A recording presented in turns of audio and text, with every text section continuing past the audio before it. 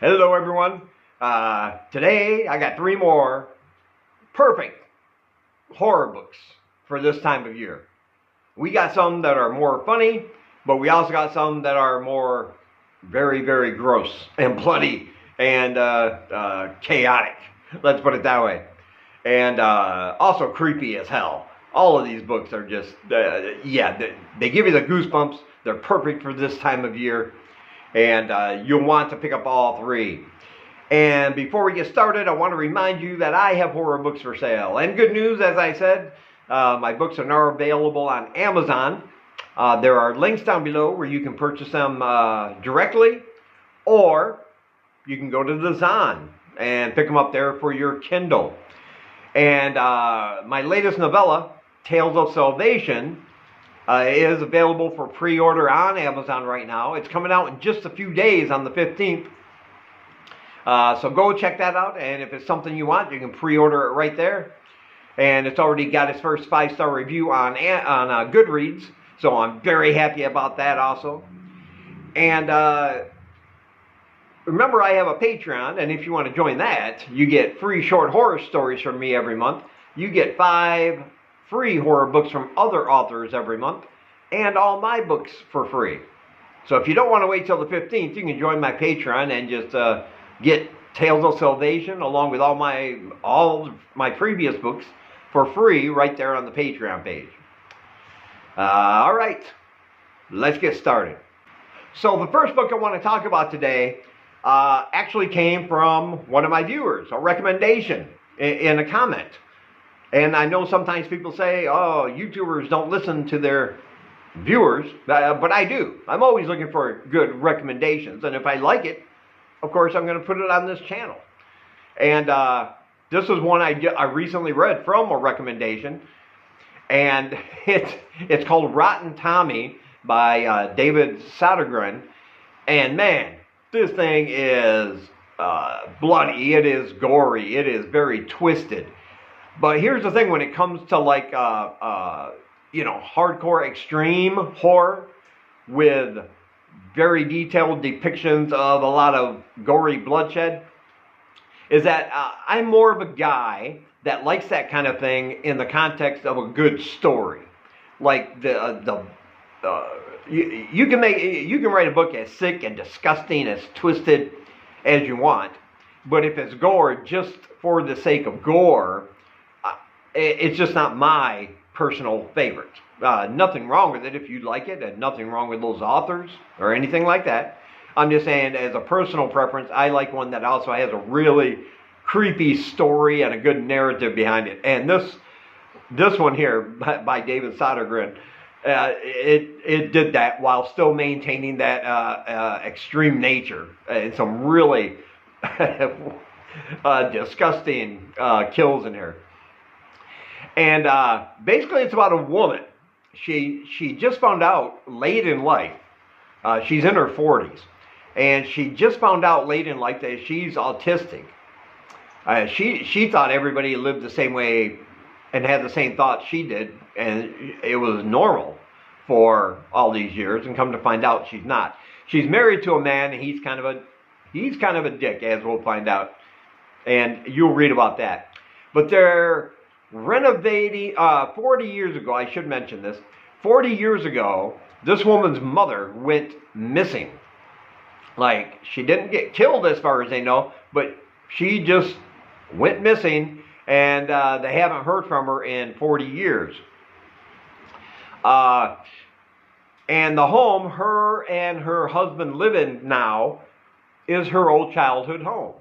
And they're doing renovations on it, and the workers one day are breaking down a wall, and they find something in the wall, which they tell her about, and it's a box, and inside this box there are 3 videotapes, but there's also a missing persons poster showing the picture of a little girl.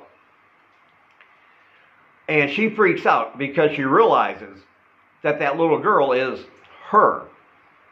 She's the girl on the missing poster, yet she has no recollection of ever going missing. Nobody's ever told her she was ever missing at any point, and she doesn't remember any of it.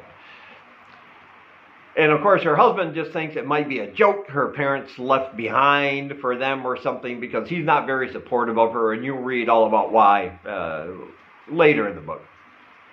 But she decides to have the videotapes transferred to digital, because who has a VHS player anymore? And this is going to lead to a lot of violence, a lot of bloodshed, a lot of very, very creepy situations. Because on these tapes is an unreleased, never heard of before, old kind of children's television show that is set in a lighthouse in a town that's not on any map, featuring some really disturbing images, more than what it should be for an old children's television show. And it releases a character from that world called Rotten Tommy. And Rotten Tommy is very, very tall, about 8 foot tall. He's also very pale, like bleached bones that have been left out in the sun. And he doesn't speak, he doesn't say anything. But he wants this woman for some reason, and nothing will get in his way. And throughout this book, we're going to see him appear. We're just going to see him completely leave a trail of bloodshed and destruction. He is going to massacre people. He is almost an unstoppable killing machine. And he comes from this world of a supposedly children's television show.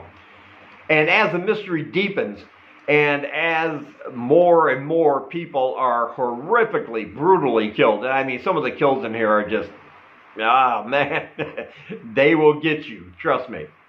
But we're going to find out that this town, that's not on any map, may be actually a real town. And there are some really creepy vibes going on in that town, some things that I don't even want to talk about, best for you to discover. That kind of thing, because there are some things in there that just, oh man, they're just going to blow your mind and raise the goosebumps on your flesh, because this one is fantastic. Yeah, this one has all the elements you can want in a horror book. Tons of blood and gore, but also a really good narrative, some twists and turns, and of course the ultimate secret about what is going on with this program. Why were these tapes in the wall? What is up with this town especially? And yeah, you'll find all that out. I love this book. Thank you for recommending it. And of course, I highly recommend it to you. And there's a link in the description where you can pick up your copy. And next we have A Fool's Guide to the Undead. This has been one of my absolute favorite horror comedy series since the first book. This is the third book in the series. And it takes place in a world where, I mean, you can read all these books as a standalone, and you'll be fine, and you'll enjoy it. You'll be laughing out loud, and there are also some very gory moments in there at the same time, and you will love them. But I really do recommend picking up all of the series, because these returning characters and some situations, you'll get more of an understanding of what's going on, I think. But you can read them as a standalone, because they all take place in the same world, centered around the same people and everything, but each book highlights a different portion of that world. Let's put it that way. And it's very funny. And in this one, zombies are a big thing. But these are, like, yes, they chase after you, and they want your brains, and they will, tear apart your flesh and get into your cranium there and eat your brains. But they're also sentient, and at one point, like at a couple points in the book, they're controlled by something evil, as we'll find out. But after a couple places in this book, they will stop and have conversations about what they're doing, if it's politically correct for them to be out there taking people's brains and and just these really funny, offbeat conversations. And it's about a woman, and she gets it begins at the end of the last book, but this woman is featured this time, and she gets recruited to this organization. She didn't ask for a job there. She didn't want a job there, but they just kind of say, you're going to do it. You know, they don't necessarily kidnap her, but we're dealing with magical powers and supernatural creatures, so she doesn't really have a choice. And so now she's hired by this group and she's got a trainer. And this trainer is going to help her deal with the situation, this zombie situation that's going on, because there's another group that's also magical, and they are evil, and they are controlling these zombies for their will. And it's this kind of like these people against these bad people. All these characters in here, though, are very quirky, very funny, very, very well written. It's just a really fast-paced kind of horror comedy. And it's the perfect amount of horror absurdity, I guess you can say, because it's just some of these scenes in here and some of the asides and the relationships and the way they talk to each other back and forth is just it just works for me, right? It's hilarious. But then again, you do have the zombies, and they are brain eaters, and they will want to chase you down and eat you, so you got that aspect as well. And as the series goes along, it just keeps getting more and more interesting. Like I said, different facets of this world is highlighted in each book. And all taken all together, it's just a really fantastic horror series. And I hope when he's done with the series, we'll ultimately get an omnibus. Just the whole thing, the whole epic saga, all together. Because after you read a book like Rotten Tommy, you might need something to kind of scrub your soul a little bit, because that one is just, whoo, that one is heavy. And this is the perfect cleanse for that, because this one is more lighthearted, but it's still heavy on the good horror tropes that we all love. So yeah, this one is great. Of course, I highly recommend it. And there is a link in the description where you can pick up your copy. And next we have Perfect for Halloween. If it's Halloween, you need at least one good zombie book. And this one is one great zombie book by Eddie Morales. It's called Zombie Mom, because this is like Rosemary's Baby meets Night of the Living Dead. And they got together and had a child. The baby in this book would be the result of that. And this one is just a good old-fashioned zombie book with a twist, though. It's about a couple. They're attending a wedding. One night, they step outside when they get attacked by zombies. And they have to escape with their lives. The husband, he gets bitten. But they're not aware of what's going on. They're busy trying to run away. And they eventually escape. They go back to their hotel room. Thinking, how close they came to death. They decide to make love that night. But then eventually the husband's going to succumb to this virus because he was bitten. And you'll find out what happens to him in this book. And that leaves this woman, now finds out she's pregnant because of that night. But her baby, of course, is not at all normal. Because now the baby, because of the father, who was infected at the time of inception, now carries the zombie virus. And if you think motherhood is difficult, not only during the pregnancy, but after the child is born, multiply that times 100, because of course a zombie baby is going to be a very different kind of thing to feed.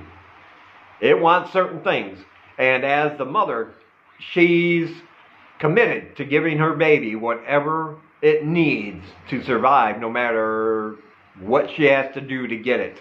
And this baby is ravenous, and it really gets tense and exciting, especially since now we know since that night there's been a zombie apocalypse kind of in the world, and the governments are trying to handle it. But there are a couple government agencies who are now interested, and they want this mother and her child And now the mother and child are kind of wanted by these agencies.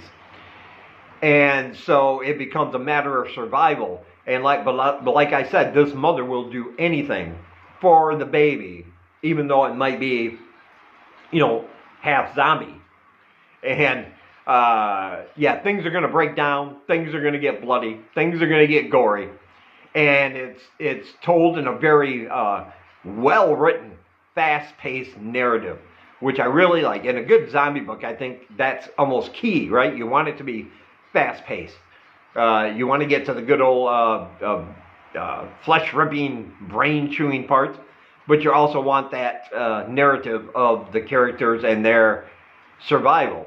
But in this case, we're kind of rooting for this mother and the baby, even though the baby's a zombie, because, well, the government agencies are kind of the bad guys here.